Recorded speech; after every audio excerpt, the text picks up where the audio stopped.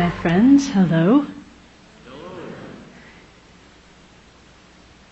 So I want to start off with a few questions. And I know a lot of other presenters have already asked you questions. And they've been kind of hard questions. But the questions I'm going to ask you are very, very simple. And I promise you'll be able to answer these. All right, are you ready for your first one? Okay. Your first question is, you don't have to answer out loud. Are you having a good day? Okay, you got your answer? All right. My second question for you is, why? If you're having a good day, why are you having a good day? Or if you're having a bad day, why are you having a bad day?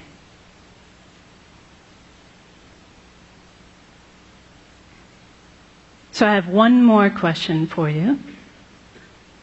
This should be the easiest one of all. My last question is, tomorrow, would you rather have a good day? Or would you rather have a bad day? Do you have your answer for that one? What about the day after tomorrow? What about Sunday?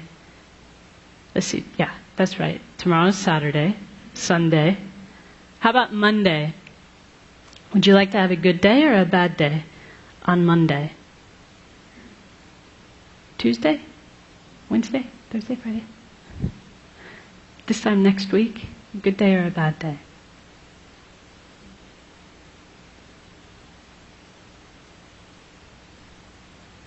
So that last question, like I said, is probably the easiest one for us to answer. Because we know the answer to that, don't we? We want to have a good day, every day. Did anyone in the room answer, yes, I want to have a bad day on Monday? Of course not. We all want to have a good day, every day.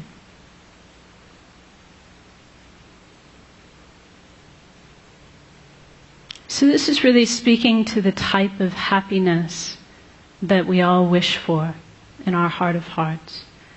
We have a good day when we are happy.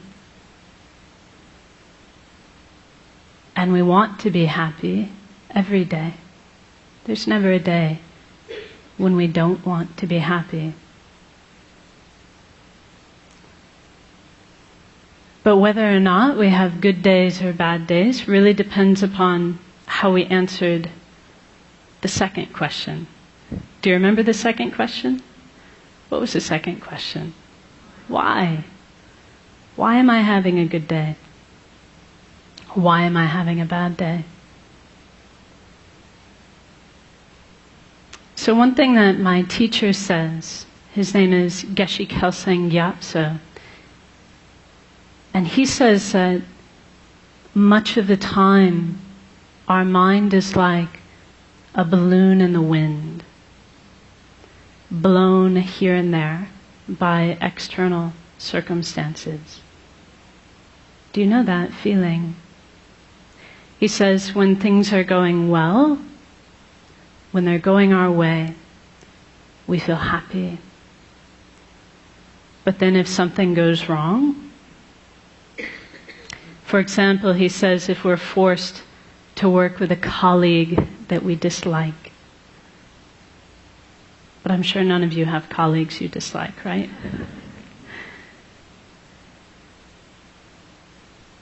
He says if we're forced to work with someone we dislike, or if something doesn't go our way, then our happy feeling disappears.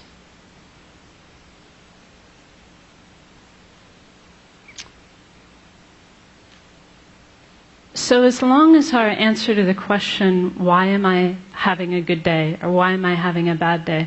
Because, this is a question people ask us, like maybe when you get home today, someone will go, well, so how was that TED thing?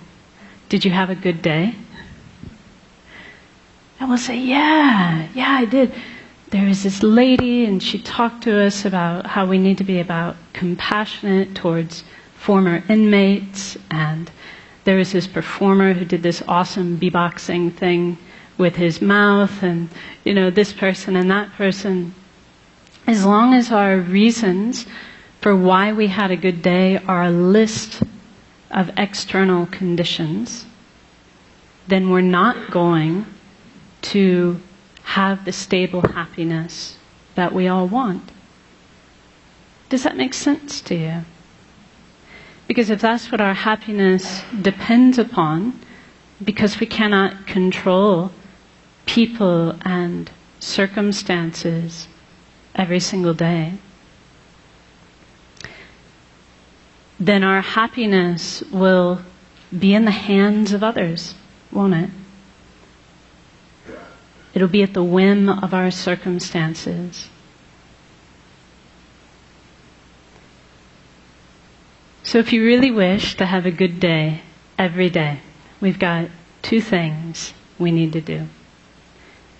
So the first thing that we need to do is we need to stop outsourcing our happiness and outsourcing our unhappiness onto people and circumstances. In other words, we need to stop attributing our happiness to what's going on externally. And we need to stop blaming others, especially blaming others, for our unhappiness. So for as long as we do that, as long as we're making it the job of people and circumstances to make us happy, or as long as we're making it their fault when we're unhappy, our happiness will be very unstable and elusive. Our second job is to actively cultivate a source of peace and a source of happiness coming from inside our own mind. So here's something I want you to commit to memory. Are you ready? This is another line from one of my teacher's books where he says, happiness and unhappiness are states of mind, and therefore their real causes cannot be found outside the mind. So if we have a peaceful state of mind, we will be happy regardless of people and circumstances. If our mind is unpeaceful or agitated, then even if we have very good circumstances, we'll find it impossible to be happy.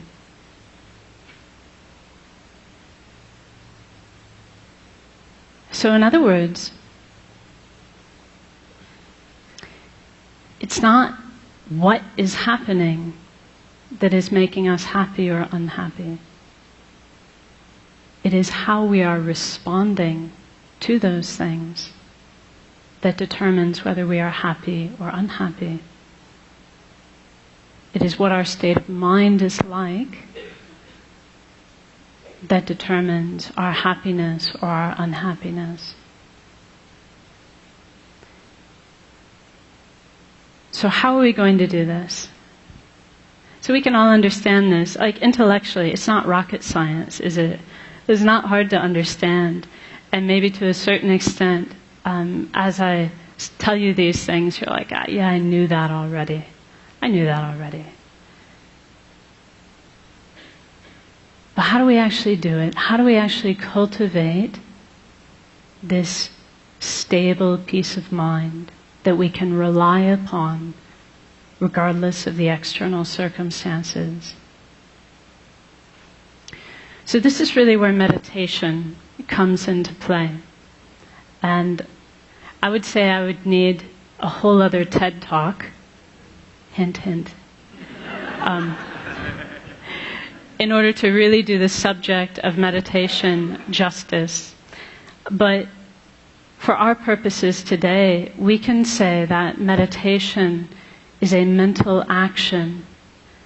It's the mental action of concentrating on a peaceful, positive state of mind.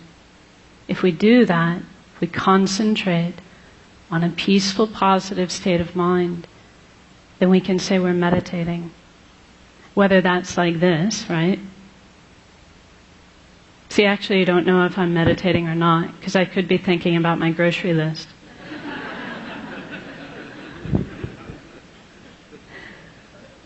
It's only meditation if I'm actually focusing on a positive, peaceful state of mind. But the trick is, I can do it like this. This is called formal meditation. But we can also learn to do this all the time in our daily life.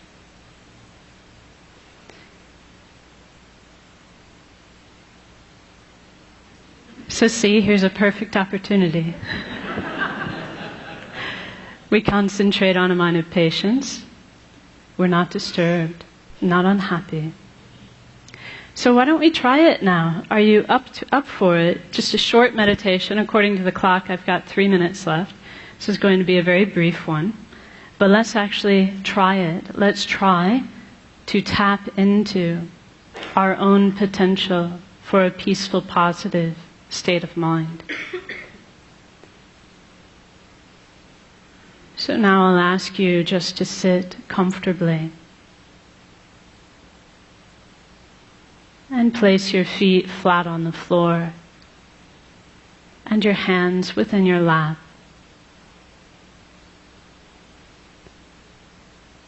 And then you can lightly close your eyes and become aware of the sensation of your breath at the tip of your nose.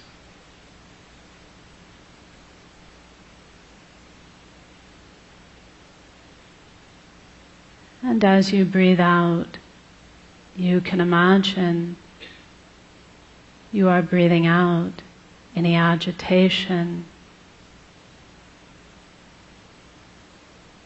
any mental busyness, any frustration or unhappiness in your life. Breathing it all out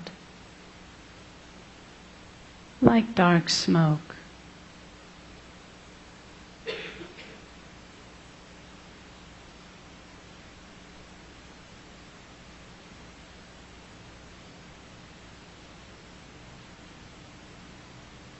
And as you breathe in,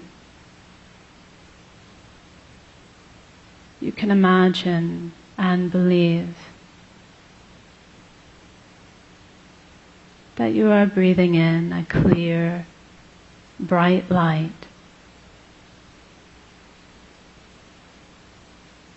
which is the very nature of inner peace.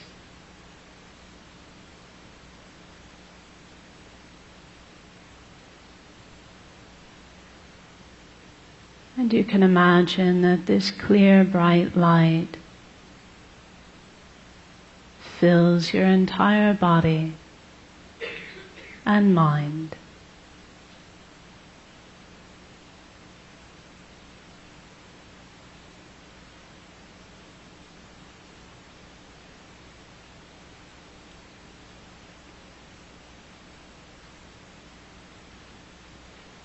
And for a few seconds, simply enjoy this inner peace coming from within.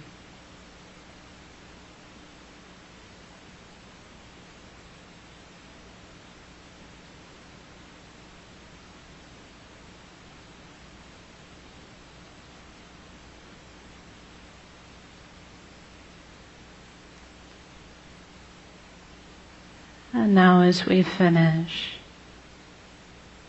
just be determined to bring this inner peace with you into the rest of your day to benefit yourself and others.